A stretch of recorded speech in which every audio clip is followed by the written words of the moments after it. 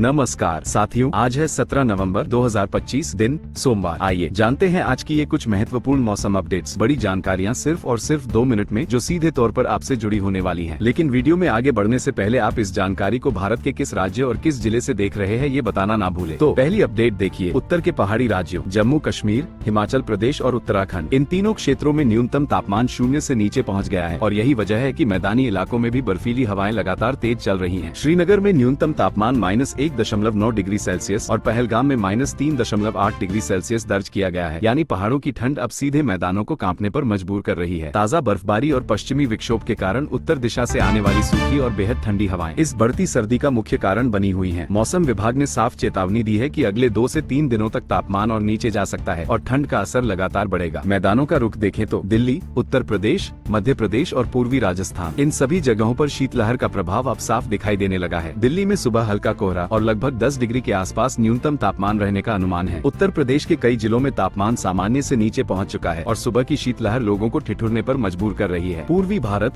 यानी झारखंड, पश्चिम बंगाल और छत्तीसगढ़, इन राज्यों में भी तापमान लगातार गिर रहा है। झारखंड में 17 नवंबर तक शीतलहर का येलो अलर्ट जारी किया गया है, जबकि बिहार में तापमान 2 से 3 डिग्री तक घटने की संभावना है, खासकर सीमांचल और मिथिलांचल के क्षेत्रों में। इस बीच मध्य प्रदेश में ठंड का असर और भी कड़ा हो गया है। साफ मौसम और पहाड़ों से आने वाली तीखी हवाओं के कारण यहाँ नवंबर महीने का पुराना रिकॉर्ड टूट गया है। भोपाल में रविवार सोमवार की दरमियानी रात पहली बार नवंबर में न्यूनतम तापमान 5.2 डिग्री सेल्सियस दर्ज हुआ, जबकि इससे पहले वर्ष 1941 में 6.1 डिग्री सेल्सियस रिकॉर्ड किया गया था। मौसम विभाग ने मध्य प्रदेश के लिए साफ चेतावनी दी है कि अगले 3 दिनों तक शीतलहर जारी रहेगी और तापमान और नीचे जा सकता है। मौसम वैज्ञानिकों के अनुसार पिछले 24 घंटों में मध्य प्रदेश में बारिश कहीं भी दर्ज नहीं की गई है। श्रीलंका तट के ऊपर लो प्रेशर एरिया सक्रिय है और 7.5 किलोमीटर ऊंचाई तक एक साइक्लोन सर्कुलेशन फैला हुआ है, जो दक्षिण पश्चिम की ओर झुका है। अगले 24 घंटों में इसके पश्चिम की ओर बढ़ने की संभावना है और इसका असर सीधे ठंड बढ़ाने वाली परिस्थितियों पर पड़ेगा। इसी के साथ पहाड़ी इलाकों में बर्फबारी की चेतावनी जारी है और उत्तर प्रदेश,